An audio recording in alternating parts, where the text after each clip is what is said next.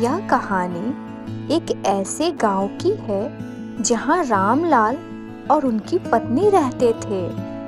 उनके 2 बेटे भी थे जिनसे वो बहुत ज्यादा प्यार करते थे। अब रामलाल के बेटे बड़े हो गए थे, इसलिए उन्होंने पंडित को बुलाकर उन दोनों की शादी का मुहूर्त निकलवा दिया और उनकी शादी करवा दी। कुछ दिन तक सब कुछ ठीक रहा, पर धीरे धीरे दोनों बहुएं आपस में बहस करने लगती काम को लेकर के। अब उनकी बहस इतनी ज्यादा बढ़ गई थी कि वो अब लड़ाई पे उतर आई थी।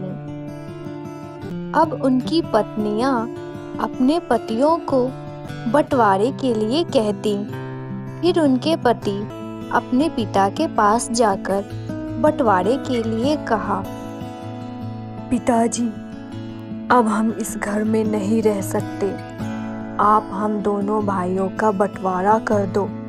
हमारी पत्नियां इस घर में खुश नहीं हैं। यह सुनकर रामलाल को बहुत गुस्सा आया और उन्होंने कहा, क्या बंटवारा? जीते जी मेरे ये बंटवारा नहीं हो सकता।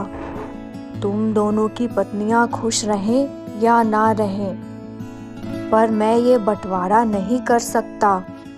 फिर उन दोनों की पत्नियां वहां आती हैं और वो सब अपने घर को छोड़कर चले जाते हैं। यह देखकर उनकी माँ से बर्दाश्त न हुआ और अब वह बीमार रहने लगी थी। धीरे धीरे वह बहुत ज्यादा बीमार हो गई।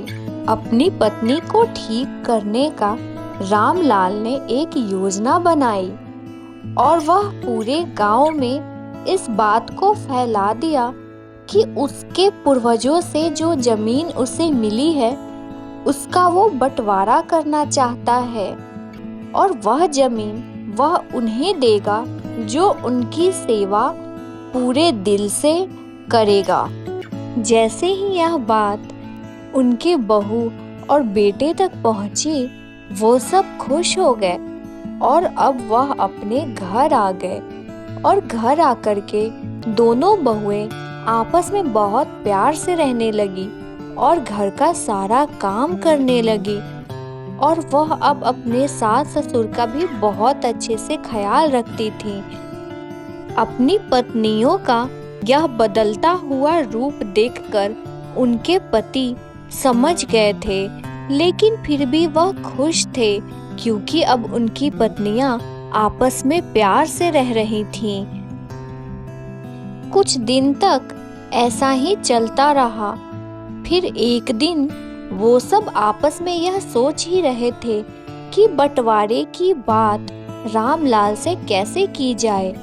तभी रामलाल और उनकी पत्नी दोनों अपने बच्चों के पास आए और रामलाल ने कहा, मुझे पता है कि तुम सब यहाँ बंटवारे के लालच में आए हो, लेकिन तुम लोगों के जाने के बाद तुम्हारी माँ की तबीयत बहुत ज़्यादा खराब हो गई थी, तो उन्हें ठीक करने के लिए मैंने यह योजना बनाई।